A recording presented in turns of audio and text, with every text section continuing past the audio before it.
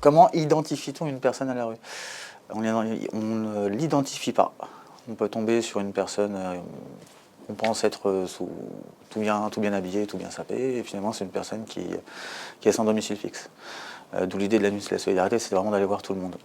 Moi, quand j'étais à la rue, déjà, moi j'étais bien habillé, j'étais pas comme ça, bon, ça, je suis super habillé aujourd'hui, voilà. Mais quand j'étais à la rue, c'est vrai, j'étais bien habillé, on s'imaginait pas que j'étais à la rue, quoi. Oui, ça peut être une personne de 70 ans, comme un jeune de 25 ans, hein, ça peut être n'importe qui, hein.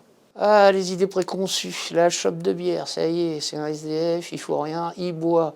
Ou alors il fume son pétard. Oh bah oui, pourquoi pas.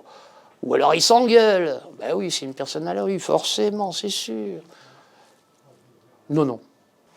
Même moi, quand j'étais à la rue, ça m'arrivait d'aller boire une bière à la terrasse d'un café. C'était pas marqué, je suis SDF. Comment aborde-t-on une personne à la rue? Comme tout le monde, un bonjour, ça aide beaucoup. Moi, je suis toute simple, hein. Vous avez appelé le 115 ce soir, je commence toujours comme ça. Alors, en principe, ils me disent « Oh non, je le fais pas, ça fait au moins 10 fois que... » Ben, simplement lui posant la question, bonjour, comment allez-vous? Je fais partie de la nuit de la solidarité, je voudrais bien savoir si vous allez où dormir ce soir, ou alors si vous êtes une personne qui vivait dans la rue. Simplement. Quand on s'adresse à des femmes, je pense qu'il est préférable que ce soit des femmes. Et quand c'est des hommes, ben, vous pouvez faire une mixité. Et surtout, gardez bien la distance. Ça, c'est très important.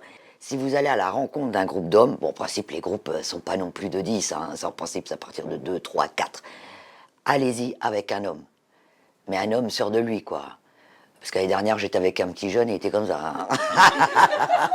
Ne pas aller vers une personne, par exemple, moi ça m'est arrivé, de me réveiller à 2 heures du matin en train de dormir dans ma tente, de me réveiller. Vous voulez un café, monsieur? Là, il ne faut pas faire ça, parce que là, on réveille la personne à 2 heures de dormir. J'ai pas besoin de café, j'ai besoin de dormir quand même, voilà. J'ai été à la rencontre d'une femme, mais que je connais vraiment très très bien, quoi. Enfin, je veux dire, et malgré toute l'expérience que j'ai, ah ben ce jour-là, je me rappellerai toute ma vie.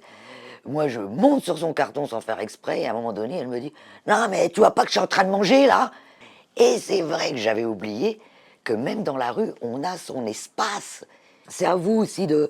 D'où l'importance, amis bénévoles, que vous ayez un super chef d'équipe.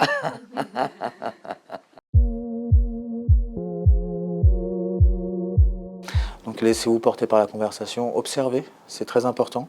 Ne réduisez pas la personne à son contexte. C'est tout simplement ne pas dire des mots trop compliqués, sans poser de questions pénibles pour la personne. La discussion, il faut vraiment que ça soit mené, que ça soit partagé, que ça ne soit pas seulement une session de questions-réponses. C'est vraiment un dialogue qui doit s'instaurer. Et après, de fil en aiguille, je discute. Je dis, mais ce soir, il fait froid, vous n'avez pas trop froid, vous avez besoin de quelque chose? Parce qu'il y a des gens, il y a des maraudes. Est-ce qu'il y a une maraude qui est passée ce soir vous voir? Enfin, ça découle de source, quoi. Alors après, si la personne n'a vraiment pas envie de parler, bah, faut pas insister. Dans la vraie vie, quand vous rencontrez quelqu'un qui n'a pas envie de vous parler, vous n'allez pas lui dire « tu me parles ». Des fois, c'est assez difficile de clore la conversation parce que des fois, la personne, on sent qu'elle a envie qu'on reste avec elle, à continuer à discuter. Clore une conversation, ben, faut lui expliquer que bon, ben, on n'a qu'un laps de temps pour faire ce questionnaire. Malheureusement, on voudrait bien passer plus de temps avec lui, mais on est dans l'impossibilité parce qu'il y a d'autres personnes à voir sur le secteur. Imaginons que la personne vous relance, n'hésitez pas à lui dire vraiment bonne soirée, là vraiment on est pressé, on va être obligé de partir et tout. Ne le regrettez pas surtout, donc, parce que voilà, il y aura peut-être d'autres personnes qui passeront la voir un autre moment le lendemain ou l'après-demain. Et puis aussi, surtout, ne faites pas de fausses promesses. Je sais que quand on est bénévole, évidemment, si on devient bénévole, c'est qu'on a envie de faire du bien autour de soi. Et moi, pour ma part, lorsque j'étais sans-abri, et en plus j'étais une femme, et la société a vraiment beaucoup plus d'empathie pour les femmes, moi, combien de fois on me promettait, on me disait « Bon, tu seras là à 16 h demain ?» Je disais « Oui, oui, je serai là. » Et parfois, les gens ne venaient jamais. Et là, il faut savoir que ça fait très mal. Et c'était un bon courage, c'était une bonne nuit, voilà, tout simplement. Voilà.